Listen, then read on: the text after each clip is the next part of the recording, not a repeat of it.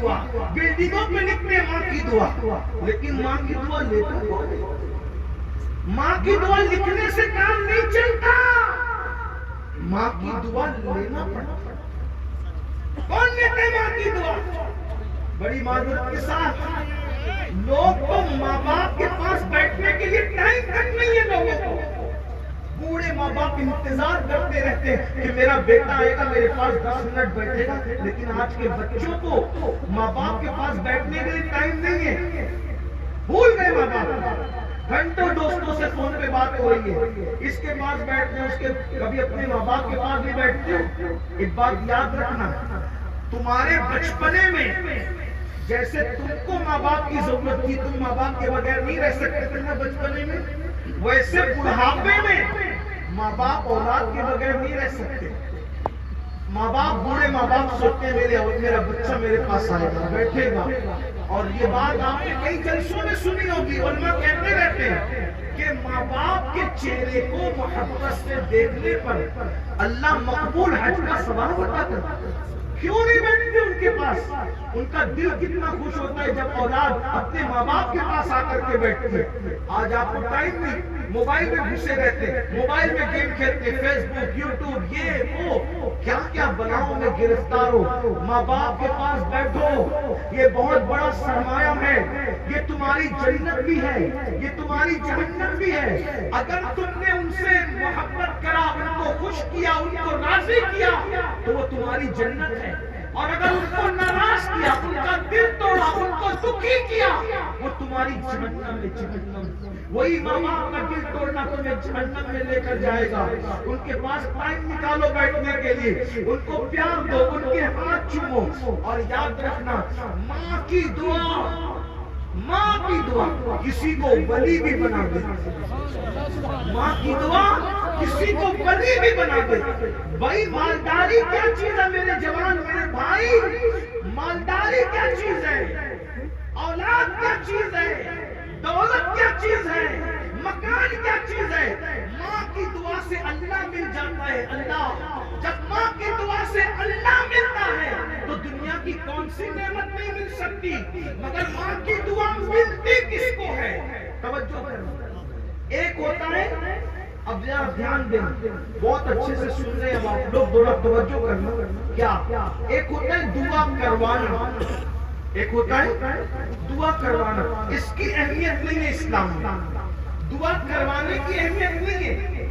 اور ایک ہوتا ہے دعا لینا، دعا کروانا اور دعا لینا دونوں میں فرق ہے۔ دعا کروانے کی اہمیت نہیں ہے، دعا لینے کی اہمیت ہے۔ دعا لینا، دعا کروانا کس کو کہتے ہیں؟ میاں سے کہا حضرت دعا کر دیں، یہ دعا کروانا، امی دعا کر دو، دعا کروانا، ابا دعا کر دو، دعا کروانا، پیر صاحب دعا کر دو، دعا کروانا، یہ دعا کروانا، اس کی اہمیت نہیں ہے۔ دعا لینا یعنی ان کے ساتھ ایسا کام کر جانا کہ تم گزارش نہ کرو دعا کرنے کی، ان کے دل سے نکل جائے کیا تیرا کام ہے، یہ بہت قیمتی ہے۔ اسلام میں دعا لینے کی اہمیت ہے۔ جتنے بھی بڑے بڑے بنے ہیں سب دعا لینے کی وجہ سے بڑے بنے ہیں، دعا کروانے کی وجہ سے۔ آج ہم دعا کروا رہے، دعا لے رہے۔ دعا لینے کا طریقہ مثال کے طور پر ابا کے پیر دبا دو، تھک گئے، ابا کے پیر، اب پیر دبا دیا، ان کو راحت ملے، دل سے دعا نکلے گی، جا اللہ تیرے کام آسان، یہ دعا لینا ہے۔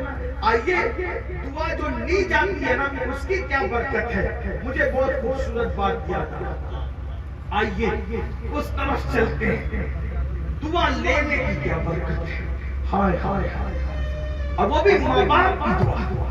کہتے ہیں کہ اگر پوری کائنات کسی کے لیے بد دعا کرے، پوری کائنات مل کے بد دعا کرے اور اکیلے اس کی ماں اس کے لیے دعا کرے تو اللہ سب کی بد دعا کو رد کر دیتا ہے اور ماں کی دعا کو قبول کر لیتا ہے۔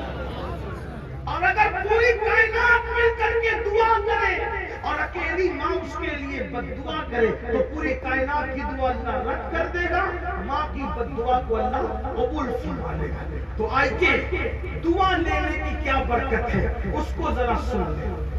کہتے ہیں ایک دن حضرت سیدنا موسیٰ علیہ السلام نے اللہ سے پوچھا اے اللہ جنت میں میرا ساتھی کون ہو؟ نبی کا دوست، نبی کا پڑوس، نبی کا ساتھی کون؟ وہ بھی کلیم اللہ جیسے نبی، موسیٰ علیہ السلام جیسے نبی۔ تو اللہ نے کیا کہا پتہ ہے؟ موسیٰ تمہارا جو جنت میں پڑوسی ہے نا وہ ایک قصائی ہے، قصاب ہے، قصاب۔ قصاب سمجھتے ہیں؟ وہ گوشت بیچتا ہے۔ اگر کوئی گوشت بیچنے والا بھائی ہو تو برا مت مانو۔ عام طور پہ جو لوگ گوشت بیچتے ہیں وہ ہو کے تھوڑے سخت دل، یعنی میں کسی کی انسلٹ نہیں کر رہا ہوں لیکن ایک ریئل یہ حقائق ہے۔ عام طور پہ گوشت بیچنے والے لوگ تھوڑے سے سخت دل ہوتے ہیں، تھوڑے سے۔ اگر یہ کلپ پہنچے گی تو میرے گوشت بیچنے والے بھائی ناراض نہیں ہوں گے، میں صحیح بات ہے۔ تو کبھی کبھی ایسا ہوا نا ان کو تو بھئی ہڈی کم ڈالنا اور چلو جاؤ دوسری دکان پہ چلو، ایسے ہی ہوتے ہیں۔ قصاب لوگ تھوڑے سے پیشہ جس کا جیسا ہوتا ہے نا اس کا اثر پڑتا ہے پیشے پہ۔ جیسے جو لوہار لوگ ہوتے ہیں وہ بھی تھوڑے سے سخت، زیادہ سخت، تھوڑے سے سخت دل۔ اسی طرح جو لوگ پتھروں کی زمین میں رہتے ہیں وہ لوگ بھی تھوڑے سے سخت۔ ابھی بھی آپ دیکھیں گے مکہ شریف جاؤ، مدینہ شریف جاؤ تو مکے والے آپ کو غصے والے ملیں گے لیکن مدینہ شریف والے آپ کو بہت پیار دینے والے ہیں۔ ابھی بھی ایسا ہے۔ تو زمین کا اثر پڑتا ہے، کاروبار کا اثر پڑتا ہے، نام کا بھی اثر پڑتا ہے۔ نام کا بھی اس لیے نام بھی اچھے اچھے رکھا کرو، یہ سب چیزوں کا اثر پڑتا ہے۔ غذا کا بھی اثر پڑتا ہے، کھانے پینے کا بہت چیزیں اثر، ہواؤں کا بھی اثر پڑتا ہے، زمین کا بھی اثر پڑتا ہے، بہت سی چیز باہر۔ تو عرض یہ کر رہا تھا کہ اللہ اکبر، حضرت موسیٰ علیہ السلام کو اللہ نے کہا کہ فلاں قصاب جنت میں تمہارا پڑوسی ہے۔ حضرت موسیٰ سوچ میں پڑ گئے، اے اللہ یہ قصائی قصاب میرا پڑوسی جنت میں، چلو مل لیتے ہیں۔ جنت میں پڑوسی تو یہاں تھوڑا مل لیتے ہیں اس سے۔ ملنے کے لیے آپ گئے تو آپ دور کھڑے رہے تو آپ نے کیا دیکھا؟ آپ نے وہ گوشت بیچ رہے اور جو رویہ ہم پر ہوتا ہے قصاب حضرات کا وہی رویہ ہے۔ تو جب اس کا گوشت بک گیا تو اللہ کے پیغمبر حضرت موسیٰ علیہ السلام اس کے پاس گئے اور جانے کے بعد کہا میرے بھائی میں تیرا مہمان بننا چاہتا ہوں، تیرے گھر مہمان بننا چاہتا ہوں۔ اس نے کہا ٹھیک ہے اے اجنبی مسافر چلو مہمان بن جاؤ، چلو مہمان بنو، میرے گھر چل کے مہمان بن جاؤ۔ اللہ اکبر۔ جب وہ مہمان بنا کر حضرت موسیٰ علیہ السلام بولے کہ پہچانتا نہیں تھا کہ یہ موسیٰ علیہ السلام، تو گھر لے گیا اور گھر لے جانے کے بعد اس نے جلدی سے گوشت پکایا اور پکانے کے بعد روٹیاں ٹکڑے کیے اور ٹوکرے رکھے۔ ایک ٹوکرا نکالا، اس میں ایک بوڑھی عورت تھی، اس کا منہ دھلایا اور منہ دھلا کر کے اس کو انتہائی باریک لقمہ کر کے اس کے منہ میں کھانا ڈالا۔ تو جب وہ بوڑھی عورت کھانا کھا رہی تھی تو اس کے ہاتھ اٹھا کے وہ دعا دے رہی تھی، اللہ میرا بیٹا میری بڑی خدمت کرتا ہے تو اس خدمت کے بدلے میں اس کو جنت میں موسیٰ علیہ السلام کا پڑوسی بنا دینا۔ حضرت موسیٰ علیہ السلام سمجھ گئے اس کا کوئی کمال نہیں ہے، اصل میں یہ ماں کی دعا کی برکت ہے کہ اس کا عمل کچھ بھی ہے لیکن ماں کی دعا کی برکت نے اس کو موسیٰ علیہ السلام کا جنت میں پڑوسی بنا دیا۔ آپ غور کریں میرے بھائیوں، آج کل بچے ضد کرتے ہیں نہیں ہم آپ کی بات نہیں مانیں گے، یہی کرنا پڑے گا۔ میں لوگوں کو کہتا ہوں میرے بھائیوں، اگر ماں باپ کے کہنے پر نقصان اٹھانا پڑے تو اٹھا لو۔ پہلی بات تو اگر وہ کوئی بات کہتے ہیں انہیں سمجھاؤ، وہ مانتے ہیں تو ٹھیک ہے، اگر نہیں مانتے تو ان کو راضی کرنے کی کوشش کرو، پھر بھی نہیں مانتے تو چلے آپ وہ کام چھوڑ دیں، کتنا بھی قیمتی ہو چھوڑ دیں وہ کام نہ کریں۔ اللہ آپ کو نقصان نہیں ہونے دے گا اور اللہ آپ کو اس کا بدل عطا کرے گا۔ دیکھیے میں آپ کو ایک بات بتاتا ہوں، اللہ اکبر، کس قدر ماں باپ کی فرما برداری کا انعام ہے، احسان ہے، کرم ہے۔ ہمارے مہاراشٹر میں بہت بڑا شہر ہے، سبھی جانتے ہیں، بامبے بھی لوگ اس کو کہتے ہیں۔ ممبئی میں ایک بہت بڑے ولی کا مزار ہے، قطب کوکن حضرت سیدی مخدوم ماہمی رحمت اللہ علیہ، بہت بڑے بزرگ ہیں، وہ صرف ماں کی دعا سے ولی بنے، ماں کی دعا سے۔ کیسے؟ آپ کی امی نے آپ سے کہا تھا بیٹا مجھے پانی پلاؤ، اب آج کل کے دور کی طرح تو بہت سہولیات نہیں تھی نا اس دور میں، صدیوں پہلے کی بات ہے. بیٹا ننھے سے بچے بیٹا پانی پلاؤ. آپ گھر میں پانی نہیں تھا، پانی لانے کے لیے دریا پہ گئے رات کے وقت اور پانی لے کر آئے. جب پانی لے کر آئے تو اتنی دیر گزر چکی تھی کہ ماں سو گئی. ماں سو گئی تو رات بھر پانی لے کے ماں کے سرانے کھڑے رہے. جب ماں کی آنکھ کھلی تو ماں نے پوچھا بیٹا کیا کر رہے ہو؟ امی تم نے پانی مانگا تھا نا، گھر میں پانی نہیں تھا، دریا پہ لینے کے لیے گیا، اتنی دیر میں آپ سو گئی تھی تو بیٹا پانی رکھ کے سو جاتے. ماں کیسے سو جاتا؟ کیونکہ اگر تمہاری آنکھ کھلتی اور تم کو پانی کی ضرورت پڑتی تو پھر تم کس کو پکارتی؟ اس لیے میں تمہاری خاطر رات بھر پانی لے کر کے کھڑا رہا. جب یہ بات کہی مکتوب معلمی نے تو ماں نے کہا مولا میرے بیٹے کو تو اپنا ولی بنا لے. بس یہ ماں کی دعا کی برکت تھی، اللہ نے ان کو مقام ولایت عطا کیا. یہ ہے، اور یہ بھی سن لیں ماں کی دعا ولی بھی بناتی ہے اور ماں کی بد دعا انسان کو تباہ اور برباد بھی کرتی ہے. ماں باپ کی بد دعا سے بچو. آج کتنے لوگ ماں باپ کی دعا لے رہے ہیں، کتنے لوگوں کے پاس ماں باپ کی دعا ہے. آؤ ایک مرتبہ کا واقعہ ہے. ایک اللہ کے بہت بڑے ولی، ان کو حج پہ جانا تھا، حج کرنے جانا. تو کیا ہوا، انہوں نے اپنی ماں سے کہا امی مجھے حج کے لیے جانا ہے، میں حج کے لیے جانا چاہتا ہوں. تو ان کی ماں نے کہا بیٹا تم حج پہلے کر چکے ہو، اب میں بوڑھی ہو گئی ہوں، تم میرے اکلوتے بیٹے ہو، اگر تم حج کو جاؤ گے تو میری خدمت کون کرے گا؟ تم نے حج کو نہیں جانا. ماں کو یہ حق ہے، باپ کو یہ حق ہے کہ اگر اولاد نفلی حج کے لیے جائیں اور وہ منع کرنا چاہے تو منع کر سکتے. اور اگر ماں باپ منع کرتے نفلی حج کرنے سے تو آپ نہیں جا سکتے. بلکہ یہاں تک آیا اگر ماں باپ کو پتا ہے کہ تم نفل نماز پڑھ رہے ہو اور ماں باپ نے آواز دی بولا ادھر آؤ، ہمارے بزرگوں نے فرمایا نفل نماز چھوڑ کر ماں باپ کی خدمت کرو، یہ نفل پڑھنے سے افضل ہے. نفل نماز سے افضل ماں باپ کی خدمت کرنا ہے. میرے بھائیوں کہاں ہو؟ آج بیٹیاں ماں باپ کا دل توڑ رہی ہیں، بیٹے ماں باپ کا دل توڑ رہے ہیں. بلکہ اب کی بیٹیاں تو ایسی ہو گئی اور بیٹے کہ مسلمان تو مسلمان جو اسلام کے منکر ہے ان سے بھی شادیاں ہو رہی ہے. باپ منا رہا ہے، ایسی ایسی ویڈیو آتی ہے، باپ جو وہ پولیس اسٹیشن میں بیٹھ کے بیٹی کو کہتا ہے میری بیٹی گھر تو چل کچھ فیصلہ کر لیں گے، تو وہ کہتی ہے نہیں میں نے فیصلہ کر لیا ہے اب میں تمہارے ساتھ نہیں آؤں. بہت ساری ظالم بیٹیاں تو ایسی دیکھی گئی وہ صاف کہتی کہ یہ میرے ماں باپ بھی نہیں ہیں. کہاں ہو؟ حالانکہ یہاں کی بیٹیاں ایسی نہیں ہوگی، یہاں کے بیٹے ایسے نہیں ہوں گے، لیکن یہ چل رہا ہے پوری دنیا میں. پسند کی شادی کے چکر میں لوگ ماں باپ کا انکار کر دیتے ہیں. ان کا یاد رکھنا ماں باپ کو چھوڑ کر جب سجدے تمہارے کام نہیں آ سکتے تو شوہر تمہارے کیا کام آ سکتا ہے. اس لیے پسند کی شادیوں کے چکر سے نکلو اور سوچو کہ ماں باپ پسند کریں گے، ماں باپ کی پسند کے بعد ہم پسند کریں گے، اس میں برکت رہے گی، رحمت رہے گی. اللہ اکبر. تو عرض یہ کر رہا تھا، بات میں ختم کرنے چلا تھا. سردی کبھی کراتے ہیں، سردی کا موسم ہے، پھر آپ کو نفلیں بھی پڑھنی ہوگی گھر جا کر کے، اس لیے کہ شب معراج ہے، کچھ عبادت بھی کرنی ہوگی.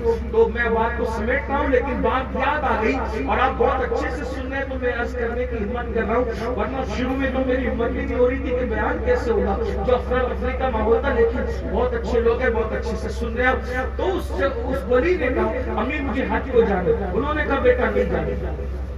انہوں نے سوچا دل میں خیال ہے کہ بھئی میں تو حج ہی کو جا رہا ہوں، کوئی ناجائز حرام کام کرنے تھوڑی جا رہا ہوں، حج کو جا رہا ہوں. ماں کے منع کرنے کے بعد بھی وہ نکل گئے حج کے لیے.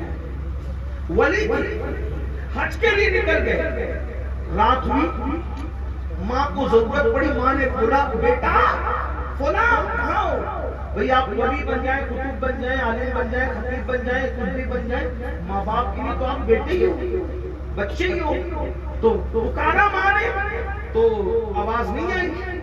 پھر پکارا میرے بیٹے کہاں ہو؟ پھر آواز نہیں آئی. میرے بیٹے کہاں ہو؟ پھر آواز نہیں آئی. تو ماں کا دل ٹوٹا. یاد ماں کا دل ٹوٹا، جو جس سے جتنی زیادہ محبت کرتا ہے اس کا دل اتنی جلدی ٹوٹتا ہے. یاد رکھنا، ماں کا دل ٹوٹا اور آسمان کی طرف دیکھ کر ایک آہ نکلی، بد دعا. کیا؟ اللہ میری نافرمانی کر کے حج کو گیا ہے، کعبے تک پہنچنے نہ پائے. اللہ، یوں تو کسی کی بد دعا نہیں لینا چاہیے. بد دعا تو جانوروں کی بھی مت لو، جانوروں کی بد دعا بھی برباد کر دیتی ہے. جانور کی بد دعا بھی مت لو، لیکن ماں باپ کی بد دعا تو بہت خطرناک ہے. کچھ لوگ ایسے جن کی بد دعا نہیں لینا چاہیے. نمبر 1 ماں باپ، نمبر 2 ولی، نمبر 3 علماء، نمبر 4 یتیم، نمبر 5 بیوی، نمبر 6 جانور. ان کی بد دعا نہیں لینا چاہیے. حدیث پاک ہے جب یتیم روتا ہے تو اللہ کا عرش بھی کانپنے لگتا ہے. یتیم کو مت رولانا کبھی، اس کی بد دعا مت لینا. یتیم روتا ہے تو اللہ کا عرش کانپتا ہے. بیوی پہ ظلم کرتے ہو اگر اس کی بد دعا لیتے ہو، بہت خطرناک ہے بیوی کی بد دعا. اس لیے کہ وہ سب کو چھوڑ کے تمہارے ساتھ آتا ہے، تم کسی اور سے دل لگاؤ گے، رابطہ کر لو گے، اس کو دھوکہ دے دو گے، بد دعا لگتی ہے. کچھ لوگ تو زندگی گزارتے ہیں، 2-3 بچے پیدا ہو جاتے ہیں، بیوی میں دلچسپی نہیں رہتی تو ناجائز حرام کام میں پڑ جاتے ہیں، دوسروں سے افیئر کر لیتے ہیں. یہ حق تلفی ہے، بد دعا ہے. بیوی بد دعا دے نہ دے، جب وہ تنہائی میں کروٹیں بدلتی ہے تو اس کی کروٹ کی بد دعا اس کے شوہر کو لگتی ہے. لوگ کہتے ہیں نا میرا کاروبار ٹھپ پڑ گیا، الٹی گنتی شروع ہوگی. الٹی گنتی کسی کی شروع نہیں ہوتی جب تک کہ بد دعا نہیں ہوتی. کسی کی بد دعا مت دینا کبھی. بد دعا سے بچنا. اللہ کے رسول علیہ السلام فرماتے ہیں مظلوم کی بد دعا سے بچو، کیونکہ اللہ اور مظلوم کی بد دعا کے درمیان کوئی پردہ نہیں ہوتا. کسی پہ ظلم مت کرو. کچھ لوگ تو یہ بھی کرتے ہیں این جوانی میں 2-3 بچوں کے بعد طلاق دے دیتے ہیں. طلاق دیتے ہیں اور اپنے آپ کو بہت بڑا مرد سمجھتے ہیں. طلاق دینے والوں، کسی کی زندگی سے کھیلنے والوں. آج کل کے مرد کہتے ہیں عورت کیا چیز ہے، وہ تو پیر کی جوتی ہے، ایک ڈھونڈیں گے ہزاروں مل جائے گی. ہزاروں مل جائے گی مگر سن لو، کسی کی زندگی کی خوشی چھیننے والوں، اگر تم کسی کی زندگی کی خوشی چھینو گے اللہ نہ دنیا میں خوشی دے گا نہ آخرت. یہ تو اسلام ہے. اسلام اللہ کے رسول علیہ السلام کے غلاموں، یہاں تک حدیث پاک میں آیا ہے اگر تم نے کسی چڑیا کی زندگی سے بھی کھیلا تو اللہ تمہاری پہاڑوں جیسی نیکیوں کو برباد کر کے تمہیں جہنم میں ڈال دے گا.